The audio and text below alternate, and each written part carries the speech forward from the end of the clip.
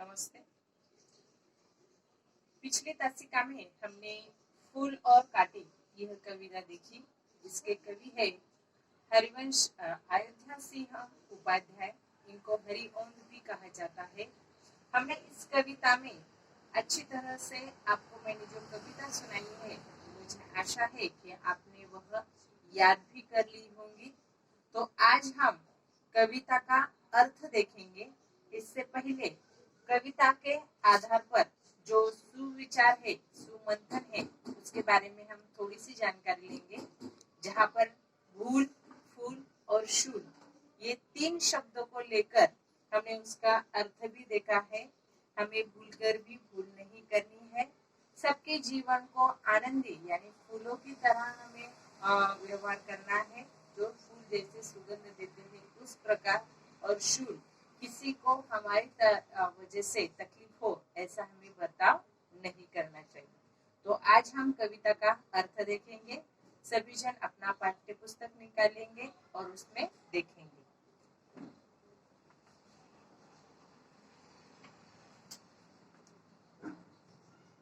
सभी छात्र अपने पाठ्य पुस्तक में देखेंगे। पाठ्य पुस्तक का क्रमांक पान क्रमांक है 2 है। जन्म लेते जगह में एक ही पोंधा उन्हें है पालता। रात में उन पर चमकता चांद भी एक सी चांदनी है डालता। जिस प्रकार हमने पहले ही जहां हमने लेखक का परिचय देखा था, उसमें कविता का एक बहुत अच्छा अर्थ है। जो मनुष्य विशिष्ट कुल में जन्म लेता है, लेकिन उसके उस कुल में जन्म लेने से नहीं बल्कि अपने कर्म से वह बड़ा बनता है। इसी प्रकार पौधों का देखेंगे, पेड़ों का देखेंगे, तो जहाँ पर पेड़ जिस धरती में जन्म लेते हैं वह धरती ही उन्हें पालती पोसती है। और रात में आप जब देखेंगे आसमान में जो चांद रहता है या चांदनी रहती है, वह उन पर एक सी ही बरसती है। उसमें किसी ही प्रकार का भेदभाव नहीं होता। उसी प्रकार हमें भी अपने जीवन में किसी प्रकार का या किसी मनुष्य के साथ भेदभाव नहीं करना चाहिए। उनके जो अच्छे कर्म है, उनका जो अच्छा स्वभाव है, काम है, उस पर हमें ध्यान देना चाहिए। मेघ उन पर है बरसता एक सा, एक सी ऊपर हवाएं है बही, पर सदा ही यह दिखाता है हमें ढंग उन्हें एक से होते नहीं। अगर हम पेड़ पौधों का देखेंगे तो एक जैसे एक प्रकार के पेड़ पौधे होते हैं क्या? कोई छोटे, कोई बड़े, कोई कांटे वाले, तो कोई अच्छे। इस प्रकार के जो पेड़ पौधे हैं, तो इन पेड़ पौधों पर चांदनी अपनी रोशनी डालते समय ऐसा विचार नहीं करता कि यह छोटा पेड़ है या यह बड़ा पेड़ है, यह कांटे भरा है या यह सादा पेड़ है। तो इस प्रकार हमें भी उनमें कोई किसी भी प्रकार का भेदभाव नहीं करना चाहिए। जिस प्रकार चांदनी उन पर बरसती है, उसी प्रकार मेघ यानी बादल, तो बादल भी उन पर एक ही प्रकार के बरसते हैं और हवाएं भी एक सी बहती है। लेकिन हमें उनका जो अलग अलग प्रकार होते हैं, तो उनको ध्यान में न रखते हुए नैसर्गिक तरीकों से अगर हम देखेंगे तो धूप, छांव, बादल, बारिश ये भी उनके साथ एक समान ही बर्ताव करते हैं। उसी प्रकार हमें भी करना चाहिए। छेद कर काटा किसी की उंगलियां, फाड़ देता है किसी का वर वसन, प्यार डूबी तितलियों के पर कतर, भोर का है वेद देता शाम तक। अगर आप यहाँ पर देखेंगे, आपने गुलाब देखा है। गुलाब के फूल को हर कोई पसंद करता है, लेकिन आप जब गुलाब का पूरा पौधा देखेंगे तो उस पर हमें एक बात दिखाई देती है, उसके कांटे होते हैं। लेकिन जब हम फूल को छूते हैं तो तब हमारे हाथ में या उंगली में कांटा होता है, लेकिन उस कांटे की ओर हमारा ध्यान न जाते हुए हमारा उस फूल की और ध्यान आकर्षित होता है। इसका एक अर्थ होता है कि हमें अच्छे कर्मों को, अच्छे कामों को ध्यान में देना चाहिए, ना कि उसके बुरे कर्मों को हमें ध्यान में रखना चाहिए। अगर हम देखेंगे तो किसी का पौधे में हमारा वस्त्र अगर अटक जाए तो वो फट भी सकता है। उसी प्रकार अगर तितलियां भी वहां पर जाती है फूलों का रस लेने के लिए, तो उनके पर में भी एक आध कांटा भी अटक जाता है, तब क्या होता है, उनका पर कट जाता है। लेकिन भौरा भौरा वहां जाता है तो उसका जब भौरा वहां पे जाता है फूलों की ओर मंडराता है, लेकिन उसका पर वहां पर कटता नहीं। इसका अर्थ है अच्छी चीजों की तरफ ध्यान देना चाहिए, ना कि बुरी चीजों की तरफ ध्यान देना चाहिए। फूल लेकर तितलियों को गोद में, भोर को अपना अनूठा रस पिला, निज सुगंध और निराले रंग से है सदा देता कली जी की खिला। फूल क्या करते हैं, जिस प्रकार फूल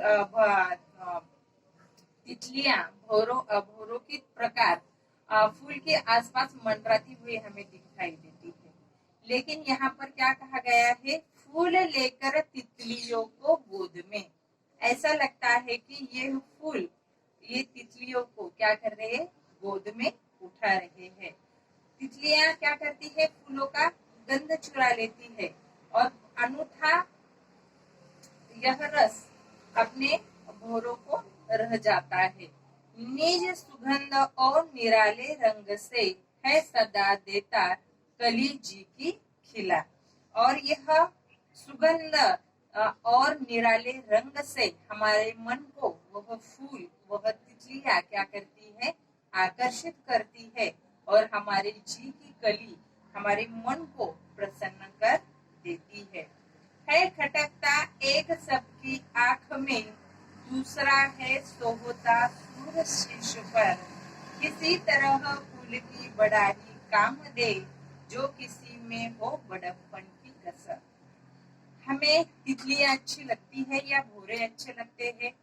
अगर हाँ हम देखेंगे तो हमें रंग बिरंगी अनेक प्रकार की तितलियां अच्छी लगती है, लेकिन हमें भौरे अच्छे लगते हैं क्या? नहीं। उसी प्रकार तितलियों को हम प्यार से दुलारते हैं या उनको पकड़ने की कोशिश करते हैं, लेकिन भौरे को कोई पकड़ता नहीं।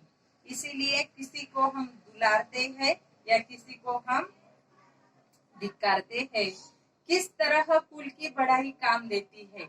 अगर हम किसी कुल में जन्म लेते हैं तो उस कुल की जो हमारी बढ़ाई काम में देता है, जो बड़प्पन उसका जो होता है, तो वो अपने अपने कर्मों से होता है। अगर आपके पिताजी दादाजी अच्छी तरह से बर्ताव आपके साथ करेंगे तो आपका व्यवहार भी दूसरों के साथ अच्छा ही होगा।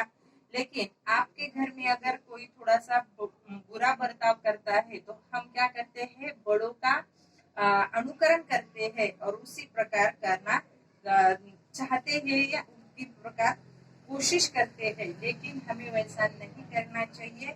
हमें सबके साथ अच्छी तरह से बर्ताव करना चाहिए। ज्यादा से ज्यादा हम दूसरों के साथ किस प्रकार अच्छा बर्ताव करें, यह हमें ध्यान में लेना चाहिए। इस पर आधारित अगर ये कविता आपके समझ में आ गई हो तो इस पर आधारित आपको स्वयं अध्ययन नामक का स्वाध्याय दिया गया है पेज नंबर 3 पर। दिए गए चित्रों से संबंधित सुनी हुई कविता सुनाओ। तो आपको बादल, फूल, चांद और तितलियां, इन पर आधारित कोई भी एक कविता क्या करनी है, लिखनी है। तो इस कविता के माध्यम से हमारे समझ में क्या आता है, इस पर आधारित एक छोटा सा स्वाध्याय आपको लिखना है, जो यहाँ पर है मैंने समझा। इस स्वाध्याय को आपको 8 या 10 पंक्तियों में लिखना है। याद रखिए, मैंने समझा, यह आपको 8 या 10 पंक्तियों में लिखना है। इस यहाँ पर शब्द दिए गए हैं। मेह, नए शब्द,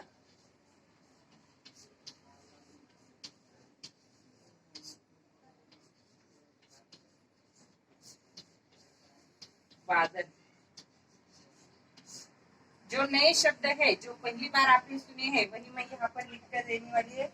वर, वर यानी श्रेष्ठ या सुंदर। दूसरा शब्द है यहाँ वसन। वसन यहाँ पर आया हुआ है, फाड़ देता है किसी का वर वसन। वसन इस शब्द का अर्थ है वस्त्र, कपड़ा।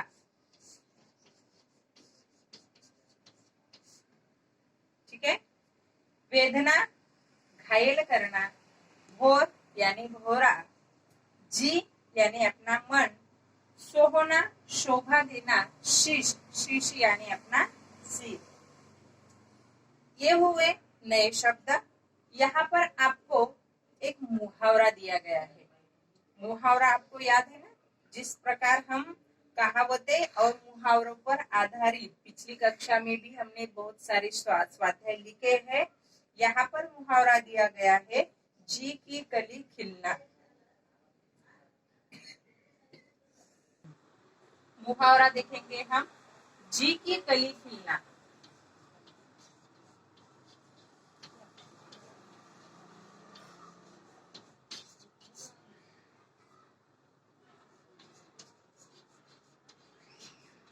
इसका अर्थ है खुश होना।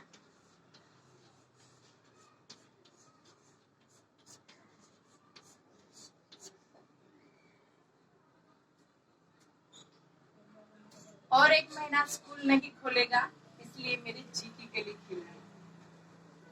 आए आपको समझ में मुहावरे का अर्थ? लेकिन मुझे पता है आपको ऐसा नहीं लगता होगा। एक उदाहरण मैंने दिया है। पापा ने मेरे लिए नई साइकिल खरीद कर ला दी, इसलिए मेरी जी की कली खिल गई। मेरा दोस्त बहुत दिनों के बाद मुझे मिलने आया, इसलिए मेरी जी की कली खिल गई। आपको याद आ गया? मुहावरे का अर्थ लिखते समय या वाक्य में प्रयोग करते समय हमें मुहावरे का अर्थ नहीं बताना है, यहाँ पर मुहावरे का वाक्य में प्रयोग करना है। ठीक है, बताओ तो सही।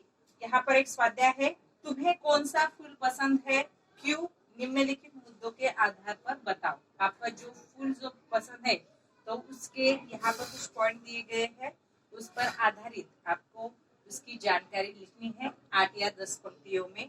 अगर आपको चित्र उसका आता होगा तो अधिक अच्छी बात है।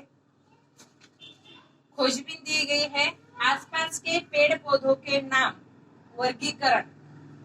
आप अगर हम हमारे अड़ोस पड़ोस में देखेंगे तो विभिन्न प्रकार के पेड़ होते हैं, कुछ छोटे, कुछ मध्यम और बहुत बड़े। तो इसमें छोटे वाला एक मैं बताऊंगी,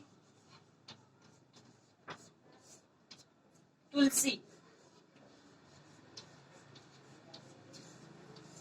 ठीक है, इसी प्रकार के छोटे छोटे पेड़ों पे आपको नाम लिखते हैं। बाद में मध्यम,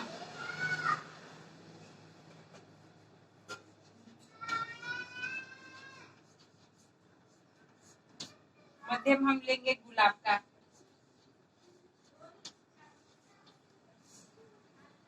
ठीक है, बाद में बड़े, बड़े में आम का पेड़। आपको जो पेड़ों के नाम मालूम है तो यहाँ पर ऐसे इस प्रकार उन पेड़ों का वर्गीकरण करना है। वाचन जगत से एक स्वाध्याय दिया गया है आपको, संकेत स्तर पर जाकर महाराष्ट्र राज्य के खादी ग्राम उद्योग के की जानकारी पढ़ो और मुद्दों के आधार पर भाषण तैयार करो। छोटा सा भाषण आपको तैयार करना है। उसमें आपको कपास, कपास से क्या बनता है, धागा, फिर बुनाई, उसकी निर्माण प्रक्रिया, फिर वितरण और विक्रय। वितरण और विक्रय, ये दो शब्द आपको थोड़े से अलग यहाँ पर दिखाई देते हैं। वितरण और विक्रय, विक्रय शब्द है हम जब उसे खरीदते हैं, वितरण जहाँ से बनकर दूसरी तरफ जाता है उसे हम वितरण कहते हैं। सदैव ध्यान में रखो, प्रत्येक परिस्थिति का सामना हमें हंसते हुए करना चाहिए। अभी जो संकट हमारे ऊपर आया है तो हमें उस संकट को लेकर रोते हुए नहीं बैठना चाहिए। उस संकट का हल हमें निकाल कर उस तरह से हमें बर्ताव करना चाहिए। रोते बैठेंगे तो वो संकट निकल जाएगा क्या? नहीं। इसीलिए हमें हमारे जीवन में अगर आपको पिछले साल या उससे पिछले एक आधी परीक्षा हो तो उसमें आपको कम मार्क्स मिले हैं, तो हम कम मार्क्स मिले हैं इसलिए हम रोते बैठेंगे क्या? नहीं। तो किस तरह से हम अच्छी पढ़ाई करके अच्छे गुण ला सकते हैं, मार्क ला सकते हैं, इसके लिए हमें कोशिश करनी चाहिए। अगर आपको समझ में नहीं आता, आप अपने क्लास टीचर से पूछो या उस विषय शिक्षक से पूछो, उस पर चर्चा करो, फिर पढ़ाई करो, फिर आपको उसमें अच्छे गुण आएंगे। ऐसा जो हमारे ऊपर किसी भी प्रकार का जो संकट आएगा तो उस संकट का हमें हंसते हुए सामना करना चाहिए। कविता के आधार पर रिक्त स्थानों की पूर्ति करो, एक वाक्य में उत्तर लिखो। कविता की जो पंक्तियां है तो वह यहाँ पर हमें क्या करनी है? पूरी करनी है। और उस पर आधारित भाषा की ओर नामक एक स्वाध्याय है जिसमें आपको एक यहाँ पर ज्वालामुखी टाइप दिखाई देता है। उस पर यहाँ पर समान अर्थ वाले और विरुद्ध अर्थ वाले दोनों भी शब्द यहाँ पर दिखाई देंगे आपको। उसमें से सिर्फ आपको ढूंढना है और वो शब्द यहाँ पर लिखना है। आपको कविता अच्छी तरह से समझ में आई, उसका अर्थ समझ में आया। फिर बाद में हमने जो स्वाध्याय देखे हैं उस स्वाध्याय में अगर आपको कोई दिक्कत होगी या परेशानी होगी तो आप अपने वही में या नोटबुक में लिख सकते हैं। बाद में जब हम मिलेंगे तो उस पर अधिक चर्चा करेंगे। ये जो स्वाध्याय दिया गया है तो वो स्वाध्याय भी आपको पूरा करना है। और उस पर अगर आपकी कुछ शंकाएं है तो फिर वो आपने वही में लिखकर रखनी है। बाद में हम मिलेंगे अगली तासिका में।